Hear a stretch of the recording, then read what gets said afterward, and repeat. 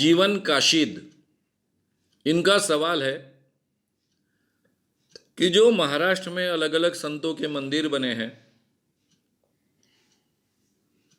तो ये मंदिरों के जरिए संतों का विचार, अंधश्रद्धा निर्मूलन का उनका विचार लोगों तक पहुंचेगा कि अंधश्रद्धाएं बढ़ेगी? आपने बहुत अच्छा सवाल पूछा।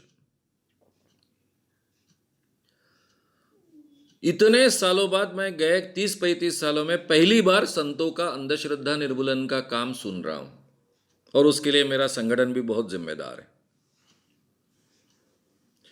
मैं तो वारकरी संप्रदाय में पला बड़ा, मेरा घर ही वारकरी संप्रदाय का था। रोज घर में संत ज्ञानेश्वर, संत तुकाराम के अभंग उवी सुनता था। मेरे पिताजी उनका बहुत अच्छा निरूपण भी करते थे,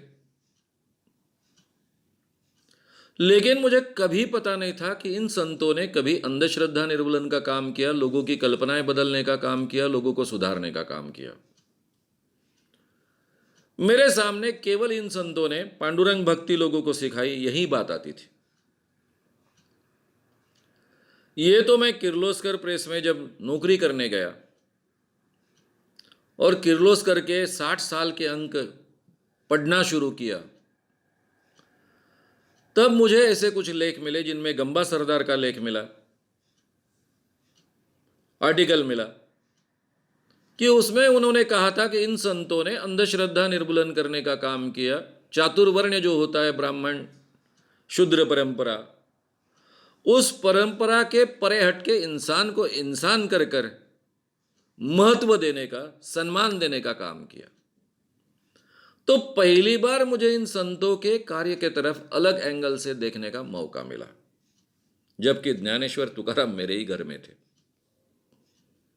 मेरे पिताजी उस पर निरूपण करते थे, चर्चा करते थे, केवल चर्चा नहीं करते थे, भाषण देते थे, और रोज वो गाथा तुकाराम की या फिर ज्ञानेश्वरी पढ़े बगैर सोते नहीं थे। इसके बावजूद मालूम नहीं था। और फिर जब मैंने ये संगठन शुरू किया, उसके पहले उन सब चीजों को ढूंढना शुरू किया और लोगों के सामने रखना शुरू किया।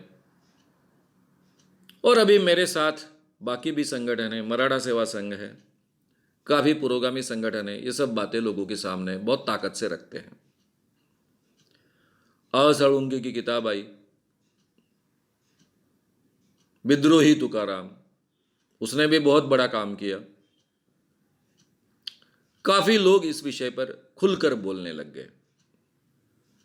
लेकिन जब मैंने 1982 में संगठन शुरू किया था और ये बोलना शुरू किया, तो लोग तो हक्का बक्का रह जाते। वो पहली बार सुन रहे थे कि संत तुकाराम, संत ज्ञानेश्वर जी ने भी ऐसी कुछ बातें कही हैं।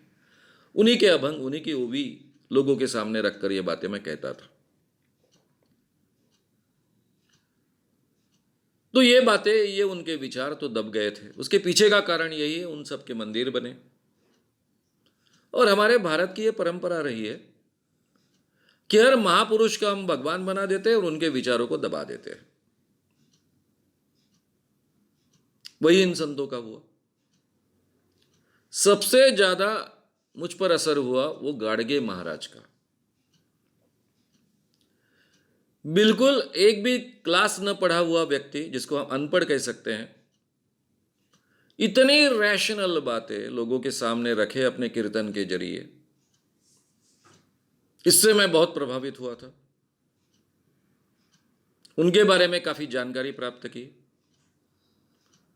उनके ऊपर जो किताबें लिखी गई, प्रबोधनकार जी ठाकरे, बाला साहब ठाकरे जी के पिताजी, उन्होंने, और गोनी दांडेकर जो बहुत बड़े लेखक थे महाराष्ट्र के, उन्होंने, और गाडगे महाराज जिंदा थे तब लिखी थी।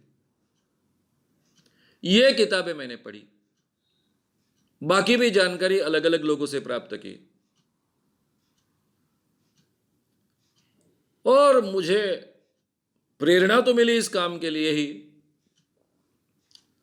लेकिन मुझे ये दिमाग में स्पष्ट हो गया कि मुझे इस लाइन पे चलना है। इस संतों की लाइन से हम अंधश्रद्धा निर्मूलन का काम करें तो ज्यादा यशस्वी होगा, लोगों में बदलाव लाने के लिए ज्यादा उपयुक्त होगा। और उन्हीं दिनों 1983 की बात है, अमरावती में मैं गया, गाड़गे नगर में मेरा व्याख्यान अंधश्रद्धा विरोधी रखा गया था। तब मुझे मालूम नहीं था कि गाड़गे महाराज जी का भी कोई मंदिर है। वहीं पर गाड़गे महाराज का एक मंदिर था। दूसरे दिन उसको देखने को गया और वहां जो दृश्य मैंने देखा तो मैं हक्का बक्का रह गया। वहां कुछ स्त्रियां थी इकट्ठा हुई। गाड़गे महाराज की मूर्ति मंदिर में जैसी बिठाई जाती है उस ढंग से बिठाई गई थी। वो स्त्रियां उनकी पूजा कर रही थी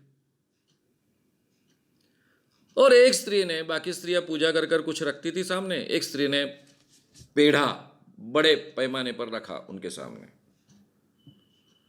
मेरी उत्सुकता जगी। मैंने उनसे पूछा, मेरा पत्रकार जग गया।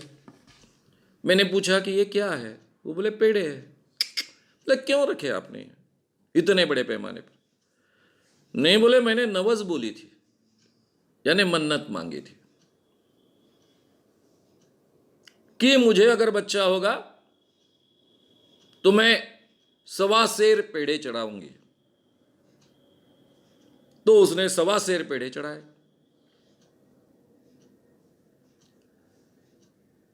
मैंने उसका इंटरव्यू लिया, बाकी स्त्रियों का भी इंटरव्यू लिया, बाकी जो पुरुष थे उनका भी इंटरव्यू लिया। सबके लिए वो चमत्कारी भगवान थे, संत गाड़गे महाराज, जो अपने जीवन में कभी किसी मंदिर में दर्शन के लिए नहीं गए, मंदिर के बाहर लोगों के लिए कीर्तन करते रहे। जो लोग मंदिर में जाते हैं उनकी सुविधा के लिए जिन्होंने अन्न छत्र खोला, जो लोग मंदिर में जाते हैं भगवान की प्रार्थना करते हैं, उनकी रहने की सुविधा के लिए धर्मशालाएं जगह जगह खोली, लोगों से एक एक पैसा इकट्ठा कर कर, लेकिन खुद कभी मंदिर में नहीं गए। जिन गाड़गे महाराज ने अपने जीवन में कभी भी एक भी मंदिर नहीं बांधा, धर्मशालाएं बांधी, स्कूल बांधे, कॉलेज बांधे, हॉस्टल खड़ा करने के लिए पंढरपुर में डॉक्टर बाबा साहब आंबेडकर को भी मदद की, एक एक पैसा इकट्ठा कर कर लोगों से, लेकिन एक भी मंदिर अपने जीवन में कभी नहीं बांधा। उन्हीं गाड़गे महाराज का मंदिर बांधा जाता है जो तुकाराम जी का अभंग लोगों को कहकर कहकर, तुकाराम जी का अभंग है, ऐसे नवसाया से पुत्र होती तर का करने लागे पति।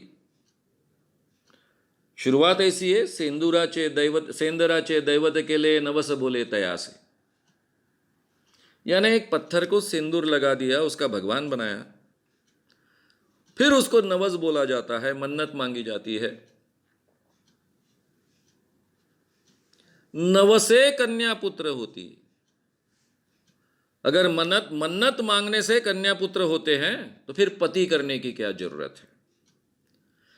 ये सवाल खड़े करने वाला अभंग जो है तुकाराम जी महाराज का 400 साल पहले का, ये अभंग बार बार अपने कीर्तन में कहकर लोगों को समझाते थे कि मन्नत मांगने से कुछ होता नहीं है, नवस से कुछ होता नहीं है, नहीं तो फिर शादी करने की क्या जरूरत है, पति करने की क्या जरूरत है, बच्चे तो वैसे ही हो जाएंगे। उन्हीं गाड़गे महाराज को मन्नत मांगी जा रही थी कि मुझे बच्चा हो, यानी उन्होंने अपने पूरे जिंदगी में जो काम किया उसको पूरी तरह से खत्म कर दिया गया। अब मैं उस स्त्री को दोष नहीं देता हूं, उसके लिए तो मंदिर है, मंदिर में भगवान होता है, तो गाड़गे महाराज है, वो भी भगवान। उसी साल में उमाड़े गुरुजी नाम के एक व्यक्ति की पोथी प्रसिद्ध हुई गाड़गे महाराज पर। अब मंदिर तो बना, उस पर पोथी भी प्रसिद्ध हो गई। उसमें पूरी चमत्कारों की भरमार है, जबकि गाड़गे महाराज पूरे दुनिया में घूम घूम कर इस दुनिया में चमत्कार नहीं होते लोगों को समझाते थे, सिखाते थे। तो संतों के 12 बजाने का काम उनके मंदिर निर्माण कर कर हम करते आए हैं। गाड़गे महाराज उसका उत्कृष्ट उदाहरण है। तो ये मंदिर तो अंधविश्वास ही बढ़ाएंगे। जिन लोगों ने इतने बड़े पैमाने पर समाज का इतना अच्छा प्रबोधन किया, उनका काम खत्म करने का काम हमने किया है, उनके मंदिर निर्माण कर कर। अब जिस देश में 33 करोड़ भगवान हैं, वहां और संतों का मंदिर निर्माण करने की आवश्यकता है क्या? अरे भाई, उन्होंने जो सिखाया है, समझाया है, जो प्रबोधन किया है, उसको महत्व देना हमने सीखना चाहिए। लेकिन वो तो अमल में नहीं ला सकते। लेकिन मंदिर खड़ा कर कर हमारे पेट की हम व्यवस्था कर सकते हैं। तो संतों का भी हमने ऐसा ही उपयोग किया है। लेकिन अभी गए 30-35 सालों से जब से मैंने ये मूवमेंट शुरू की, पहली बार महाराष्ट्र में एक अलग ढंग का विचार बड़े पैमाने पर फैलते गया। संतों का सही जो काम है लोगों तक आने लगा। संतों की दूसरी सही पहचान भी होने लग गई। नहीं तो उसके पहले तो बहुत बुरी अवस्था थी। अगर आपको ये वीडियो पसंद आया हो तो उसे ज़रूर लाइक करें, लोगों में ये अवेयरनेस फैलाने में हमारी मदद करें। वीडियो को ज़रूर शेयर भी करें। तो हमारे YouTube चैनल श्याम मानव को विज़िट करें। ऐसे सारे वीडियोस का आनंद लेने के लिए हमारे चैनल को सब्सक्राइब करें। उसके लिए सब्सक्राइब बटन दबाएं। नए वीडियोस का नोटिफिकेशन पाने के लिए बेल आइकन दबाएं।